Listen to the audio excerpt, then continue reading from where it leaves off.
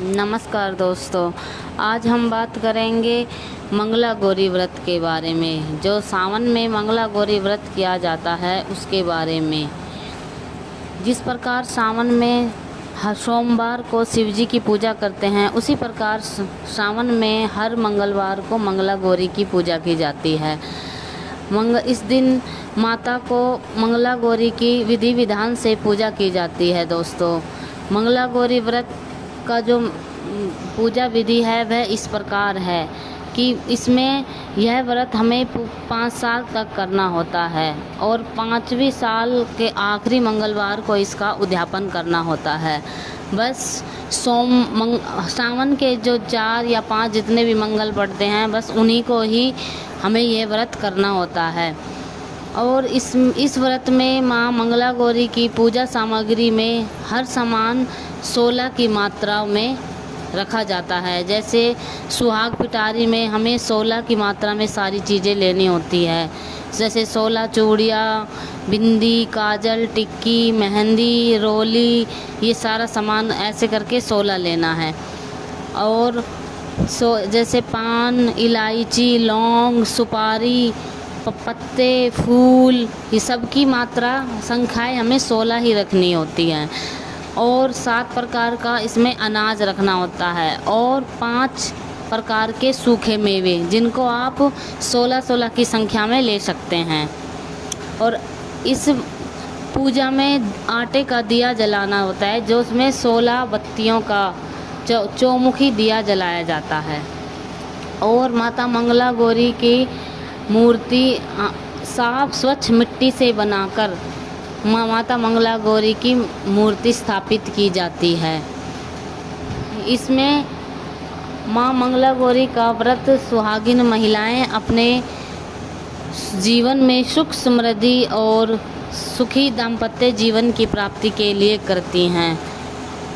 सुख सौभाग्य की वृद्धि के लिए भी यह व्रत बहुत ही ज़रूरी है। और जो संतानहीन होती हैं, वह महिलाएं भी संतान की प्राप्ति के लिए मंगला गौरी का व्रत रखती हैं।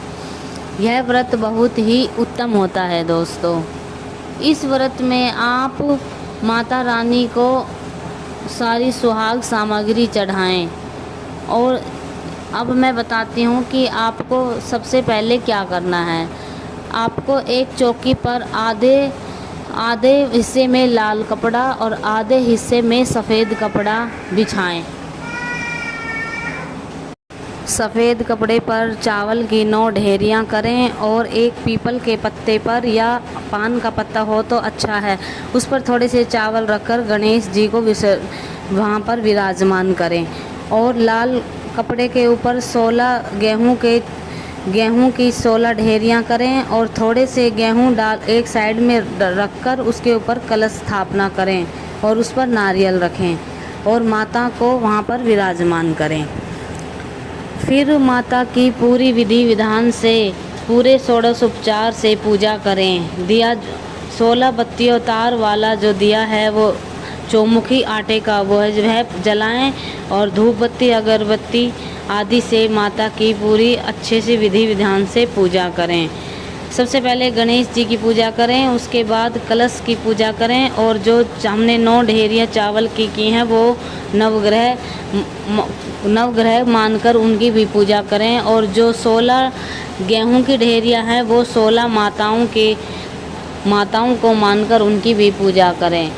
और माँ मंगला गौरी की पूरे विधि विधान से पंचामृत स्नान कराकर उन्हें वस्त्र पहनाएं और पूरा 16 श्रृंगार करके माता की अच्छे से पूजा करें और भोलेनाथ की भी पूजा करें। इस प्रकार आप मंगलवार को माता की पूजा करें। 4 महीने में 4 मंगलवार या 5 ही आते हैं सावन में।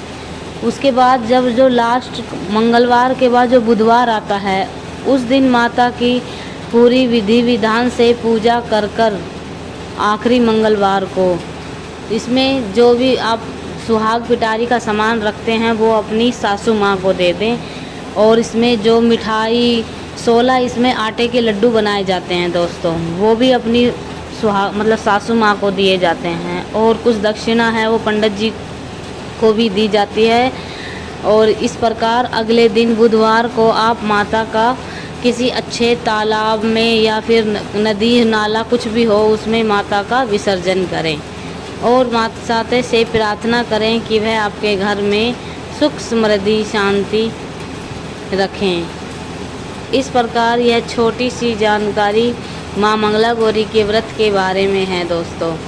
आपको ज़्यादा कुछ नहीं इसमें वो नहीं है, आप हर चीज़ 16 की चीज़ अगर नहीं भी हो रही तो कोई नहीं, हर मंगलवार को ना चढ़ा के एक मंगलवार को भी चढ़ा सकते हैं। कोई से भी एक मंगलवार को माता को ये सारी चीज़ें आप चढ़ा सकते हैं। हाँ, जिस दिन आपको उद्यापन करना है दोस्तों उस दिन आपको सारी चीज़ें कंप्लीट उस दिन बहुत ज़रूरी है और इस प्रकार आप यह व्रत करें। यह बहुत ही उत्तम और फलदायी व्रत है। माँ मंगला गौरी आपके जीवन में सुख समृद्धि रखती हैं और अपने जीवन साथी के लिए आयु में वृद्धि, सुख शांति, धन आदि यश कीर्ति के लिए भी आप यह व्रत करें। माँ मंगला गौरी का यह व्रत बहुत ही उत्तम है। माँ मंगला गौरी का व्रत सावन में करने का यह विधान है। अगर आपको इसमें किसी प्रकार की किसी चीज़ के बारे में कोई जानकारी चाहिए तो आप कमेंट बॉक्स में आप मुझसे पूछ सकते हैं और यह जानकारी आपको अच्छी लगी तो चैनल को लाइक सब्सक्राइब ज़रूर